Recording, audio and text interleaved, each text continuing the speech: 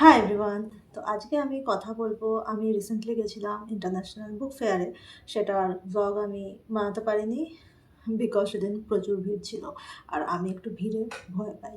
তো আমার খুব একটা ভালো ভিডিও শ্যুট করা হয়নি, সো আমি ব্লগ তো বানাতে পারিনি। ডেফিনেটলি আমার কেমন লেগেছে আমি এখানে সেটা আলোচনা করে দেবো। আর সেকেন্ড যে আমি এই ভিডিওটা বানাতে যাচ্ছি যেই টপিকটা নিয়ে, সেটা হচ্ছে আমি 10টা 11টা 11টা এমন বই দেখাবো যেটা এই বইমেলা থেকে তোমরা সংগ্রহ করতে পারো। সো চলো শুরু করে দেওয়া যাক আজকের video. So hi everyone, this is mistress world and you're of course watching Mistress World with another interesting video. If you are new here, please do subscribe, and if you are not new, please take lots of positivity and love from my side. তো প্রথমেই আমি যে টপিকটা নিয়ে আলোচনা করতে যাচ্ছি সেটা হচ্ছে আমার বইমেলার এক্সপিরিয়েন্স। তো এই বছর আমার ইচ্ছা আছে 2বার 3বার, অ্যাটলিস্ট একবারের তো বেশি বইমেলা যাওয়ার, কারণ আমার বইমেলার ভাইবটা ভীষণ ভালো লাগে। কিন্তু আমি 23rd জানুয়ারিতে বইমেলায় গেছিলাম। ওই দিন যেহেতু ছুটি ছিল, সাথে সরস্বতী পুজো ছিল, প্রচুর ভিড় ছিল। তো তাই জন্য আমি খুব একটা ভালো করে তো ঘুরতে পারিনি, কিন্তু যেটুকু ঘুরেছি বেশ ভালো লেগেছে আমার। বিশেষ করে আমি পত্রভারতীর স্টলে ঢুকেছিলাম, তো সেখানে প্রচুর ভিড় ছিল, এমনকি যাওয়ার জায়গা ছিল না প্রায় বলা যায়। সো ওখানে যে বইগুলো আমি দেখেছি তার মধ্যে একটা হচ্ছে ঘুমঘাট, যেটা শায়ক আমাদের রিসেন্টলি বেরিয়েছে। তো ওই বইটা আমি দেখেছি, বেশ থিক বই, কিন্তু 400 টাকা দাম। প্রিন্টেড প্রাইস ঠিকই, কিন্তু বেশ মোটা বই ওটা। তো চাইলে সংগ্রহ করতে পারো। এছাড়াও নতুন বই তো পত্রভারতী থেকে প্রচুর বেরিয়েছে, আমি চেষ্টা করবো এখানে কিছু ফটো অ্যাটাচ করে দেওয়ার। তো ওই বইগুলো দেখতে পারো, ভীষণ ভালো লেগেছে আমার। বইগুলোর কভার যতটাই সুন্দর, ততটা ভিতরের কোয়ালিটিও কিন্তু যথেষ্ট ভালো। আর দাম মোটামুটি, খুব বেশি নয়। মানে বইগুলোকে যদি আমি হাতে নিয়ে দেখি তো দাম ঠিকঠাকই ছিল। আর ওখানে যেই জায়গাটা দিয়ে এন্ট্রি ছিল আর যেই জায়গাটা দিয়ে এক্সিট ছিল, তো এক্সিটের জায়গায় আমি বেশ কিছু ভালো ভালো কমিক্স দেখেছি। লাইক কিশোর ভারতীর কমিক্স, বা কিশোর ভারতীর অনেক পুরনো এডিশনের যেই কিশোর ভারতীর শারদীয় সংখ্যাগুলো থাকে, সেগুলোরও প্রিন্ট ওখানে ছিল। আরও বেশ সুন্দর লাগছিলো আমার দেখতে। আমি তো ভ্লগ ওখান থেকে বানাতে পারিনি, বাট ডেফিনেটলি আমি নেক্সট বার যখন যাব তখন আমি ভ্লগ বানিয়ে আনবো, আর আমি ওই জিনিসগুলো ডেফিনেটলি দেখাতে চাই, কারণ আমার খুব ভালো লেগেছিলো জিনিসটা। আর ব্লগ আমি বানাতে পারিনি তার একটাই রিজন, প্রচণ্ড ভিড় ছিল, আমি ঠিকঠাকভাবে শ্যুট করতে পারছিলাম না। তাই জন্য আমি ঠিক করেছি আমি আবার যাব। ইনফ্যাক্ট হয়তো আরও 2বার যাব আমি। তো কী কী করবো আমি ডেফিনেটলি সেটা দেখাবো, তখন আমি দেখাবো। আর সেই যাওয়াগুলো আমি চেষ্টা করব যাতে আমি উইকডেজে যেতে পারি, কারণ একটু ফাঁকা থাকে উইকডেজে। আগেরবার আমি উইকডেজে গেছিলাম, অনেক ফাঁকা ছিল কম্পারেটিভলি। সো এইবারেও আমি উইকডেজেই যাব, তাই জন্য।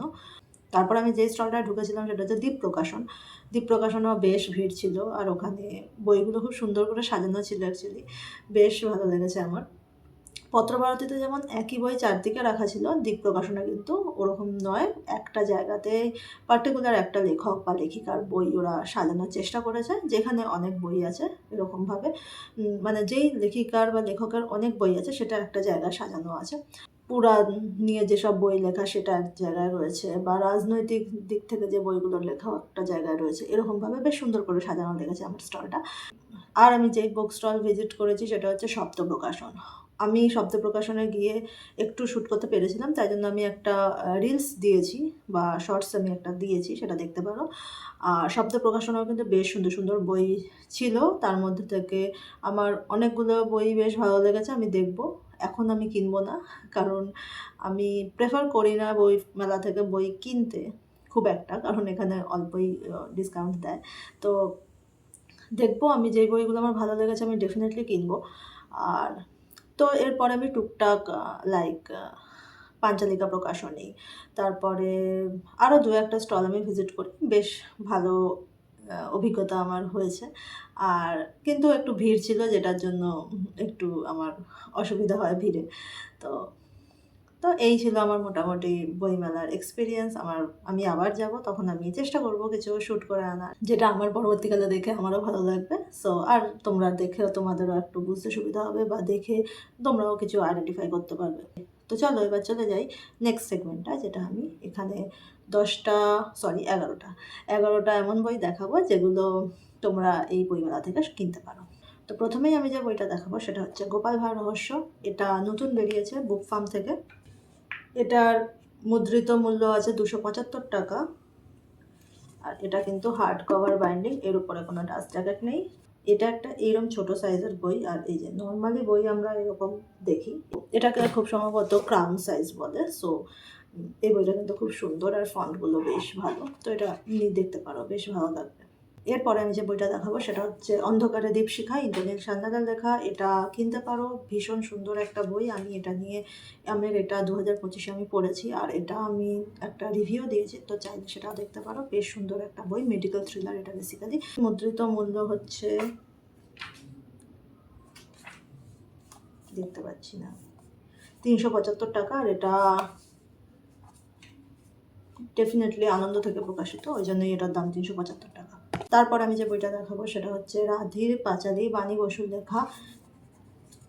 এর মুদ্রিত মূল্য হচ্ছে 200 টাকা, আর এটা প্রকাশিত হয়েছে দেশ পাবলিকেশন থেকে। দেশ পাবলিকেশনের বই কিন্তু বেশ রিজনেবল প্রাইসে পাওয়া যায়, তো এরপর আমি গেলে ডেফিনেটলি দেশ থেকে কিছু কেনার ট্রাই করবো এই বই মেলায়।